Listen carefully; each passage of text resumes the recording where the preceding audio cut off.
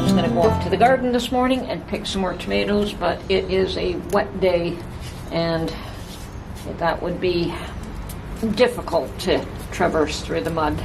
So I decided just to focus on these potatoes that I have, and I'm cleaning off a large portion of the surface mud or soil before I bring them in my kitchen to wash off the rest of them. I have not decided, but I suspect that I will be canning some of these in chunks and perhaps even dehydrating others. These potatoes were grown in my garden and they're absolutely beautiful, and I will do this again next year, God willing. So, yes, I do have all different sizes. It's not that I have only large ones, but the larger ones are a result of leaving them in the ground longer.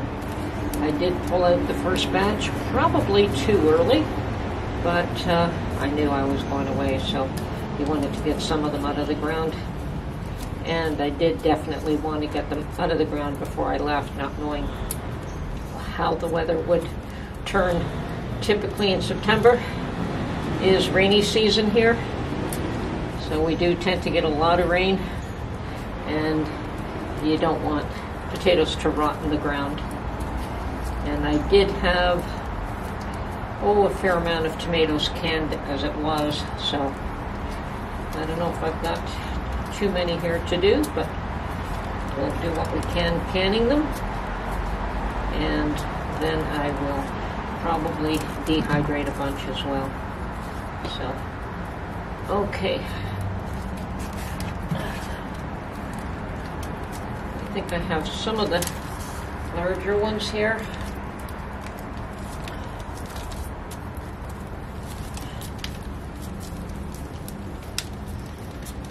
As somebody suggested that I should save some of the smaller ones for seed potatoes next year, and I'm going to see if I can work that out. Keep some of them in a cool environment, possibly in a fridge. Don't know if that will work or if they will just not last that length of time, but we can try. Okay, I think that's all I want to do for the time being, and I may come out for more a little later after I process this bunch.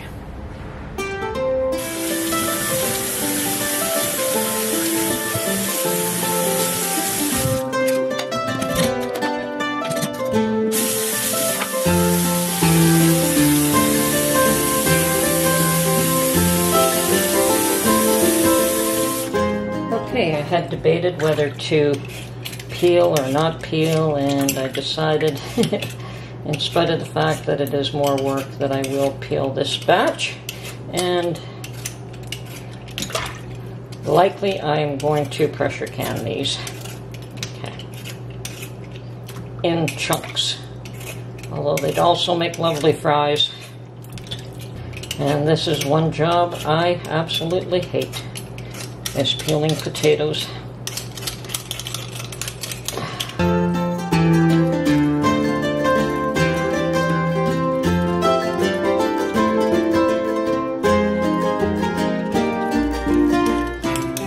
Quickly I can make short work of this. Of course, this is the worst part of this whole job. Other than digging them out of the ground, I suppose. But that was kind of fun. It's like hitting... it is like uncovering buried treasure. Okay.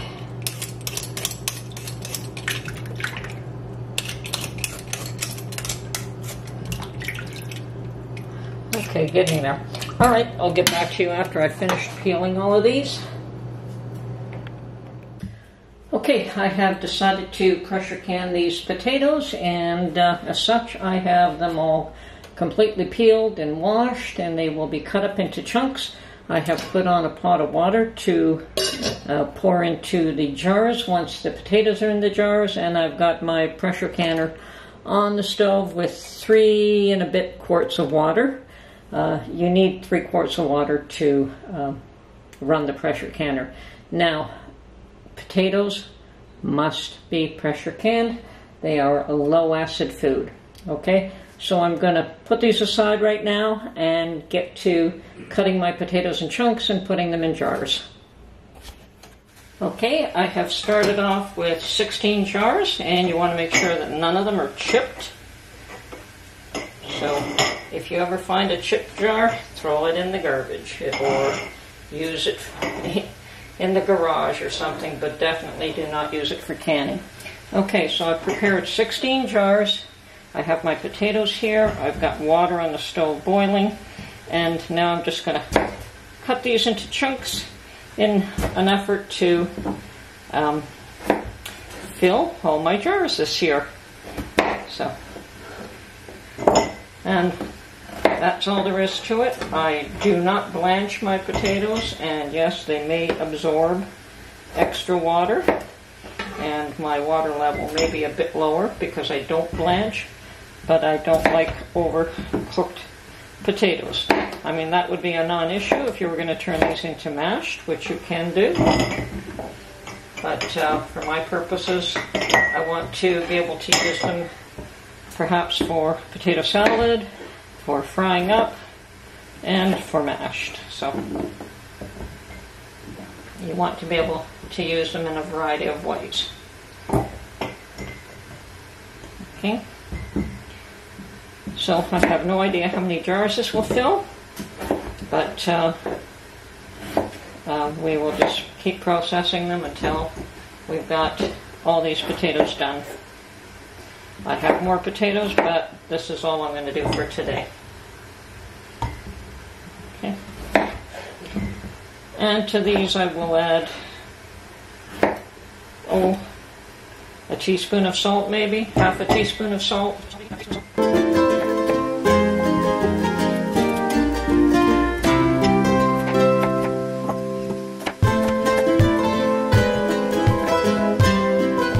I do try to get the chunks a fairly uniform size. They don't have to be exact, but it certainly doesn't hurt to keep them in a fairly uniform size.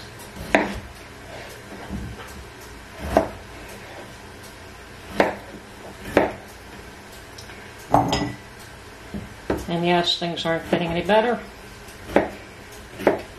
I hear from some of my subscribers that they are paying quite a large sum of money for potatoes compared to what they used to pay. So I guess I'm thankful that I've got a good harvest, and yes, I did manage to buy some before the crunch came as well. I have probably more potatoes than I would use in a year. And yes, definitely for us the main item to put away every year is tomatoes, and so far doing okay on that front as well. Okay, doesn't look like I'll fill all of these jars, but that's fine as well. Definitely come close to it.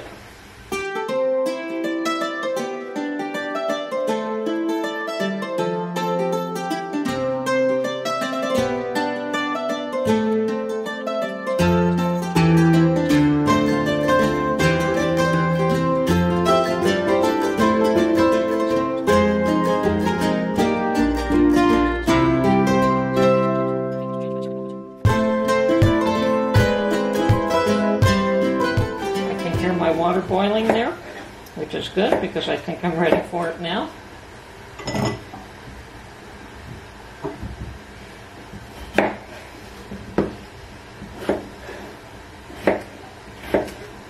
And this is going a little bit further in my efforts to fill every jar that I have. I don't know if I'll succeed in that, but I will certainly work at it.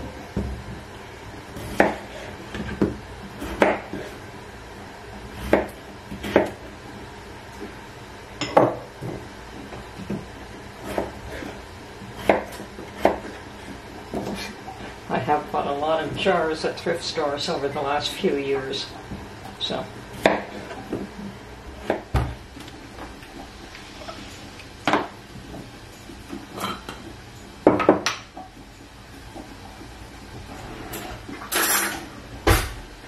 Okay, first thing I want to do is add a bit of salt, and this is sea salt that I'm adding. So you just want non-iodized salt, and just like half a teaspoon per jar.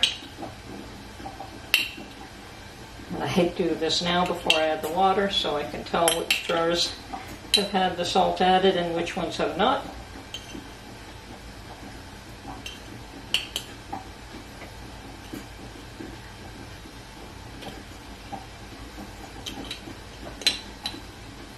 And that's good to go.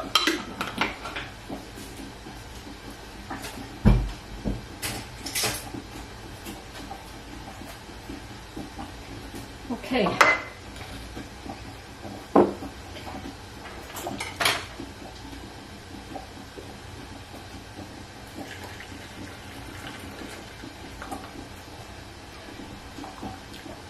And I'm going to roughly fill up each jar with water right now.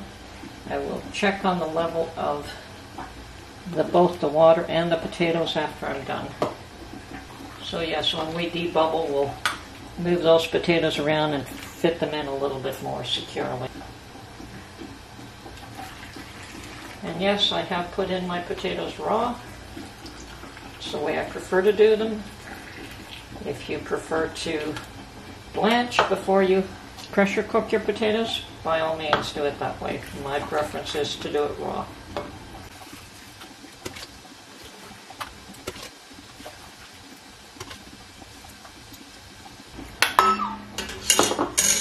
Okay, for the time being, I'm going to move this out of the way. And now definitely debubble here and try to fit them in nice and tight.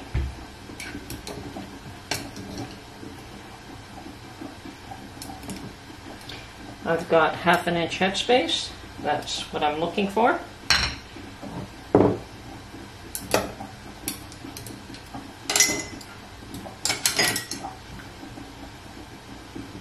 And of course, this is when I can adjust the amount of potatoes in a jar if I want to.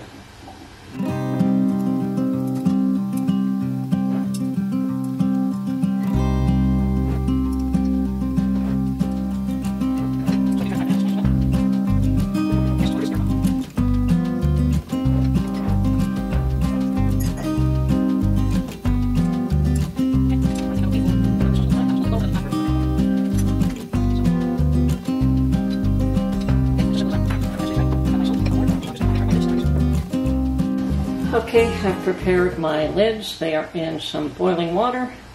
I haven't boiled them, I just used the leftover water in the pot and just poured it on the lids. And I have my rings all set up, and I have my vinegar here. So now I will clean the edges of the jars, and then we will put the lids and rings on.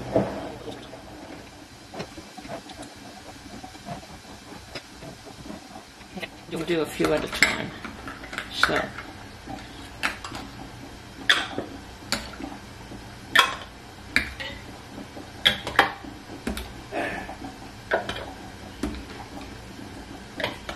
okay, so I've got 5 ready, and once again, finger tight with your rings. And I tend to tighten and then pull back a bit and reseal. All I want to do is make sure that I have contact.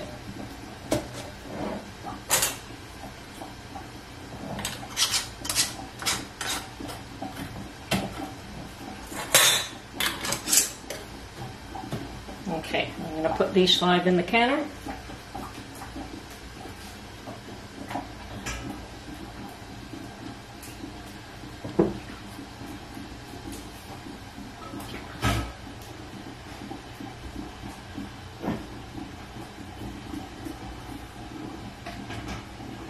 And continue along here.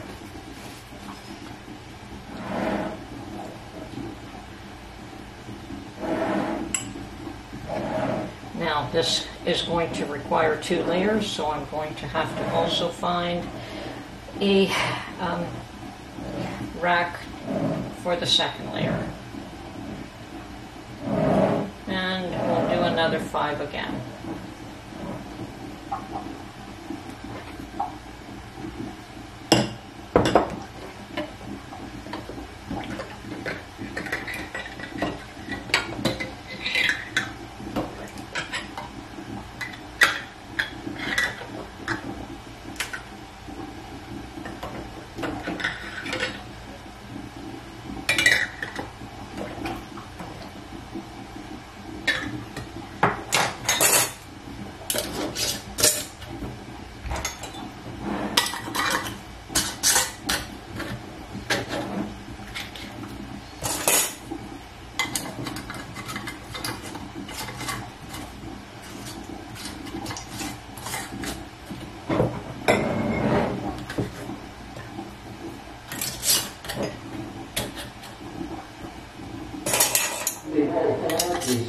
And because I'm going to have to definitely use a second layer, I've got my other rack and I only put 8 at the bottom and I'll put these 5 at the top. I could put a 9th at the bottom, but what's the point? Why overstuff them when I have to have a second layer anyway?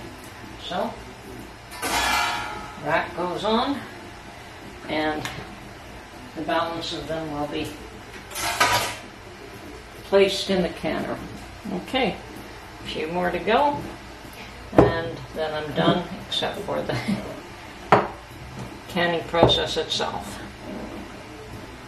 Okay, and with that, the balance of my vinegar goes in the canner as well. Once again, it doesn't need a lot, so I just use what I have left over. And I'm going to put the lid on and wait for it to vent for a full 10 minutes. Okay, my canner is venting. It's got about 2 minutes left to vent, and I start venting when this little guy has popped up. And that tells me that the only airflow is through this vent here. So this should vent for a full 10 minutes, and as I said, I do it after this has locked in place. Okay, the Presto comes with a 15-pound weight, and I highly recommend you buy the jiggler. It is a separate option, and it is a 3-piece unit. It comes with 2 rings that are 5 pounds each, and the unit itself, which is also 5 pounds, so there's your total of 15 pounds. I take 1 ring off, always, because I only need 10 pounds pressure. And when I have come to a full 10 minutes, which is in about 33 seconds, I will put this jiggler on. I also have the gauge, which gives me an indication of when I've reached 10 pounds, but the other way to tell is when this jiggler starts to jiggle very steadily. At that point, I turn the temperature down once, and only a little bit, just to keep a steady jiggle going. And then I will pressure can these potatoes for 35 minutes once I've reached the 10 pounds pressure. And if it was in quart-sized jars, that would be 40 minutes. So as you can see, I've placed it on, but it isn't jiggling just yet. So I will only start to see it jiggle when it has reached pressure. So for me, that would be 10 pounds pressure because I'm in less than 1,000 feet altitude. You do have to adjust for your own pressure, for your own altitude. So, as I said, I highly recommend that unit. You don't have to babysit and watch it. With this one you do, and I always struggled to turn the temperature up, turn it down, turn it up, turn it down, and it was very difficult for me to maintain a steady pressure with this until you learn what the sweet spot is on your own stove, and then you could turn it down to that. And I always kept it at, say, 11, 12 pounds. You know, keeping it at the 10 was very difficult, but if I was in range and just above, I was okay. But this makes that job so much easier. So, as I say, I highly recommend it. It is an optional item. It does not come with the canner. I don't know why. Would be best if it did, and you got rid of this one altogether. Okay, so 35 minutes after this comes to 10 pounds, then After that, I just turn it off and let it come back down to 0 before I even attempt to take the jars out of the can. Personally, I crack the lid and let it cool down just a little bit slower than that as well to prevent siphoning. So if you have siphoning issues, don't be in any hurry to take your cans or your jars out of your canner. Crack your lid, let it come down to temperature a little slower. Siphoning is usually caused by extreme temperature changes, so if you can minimize that, you will minimize your siphoning issues. Okay, that's it for this video. Hope you enjoyed it, and hope to catch you on the next one. Bye for now.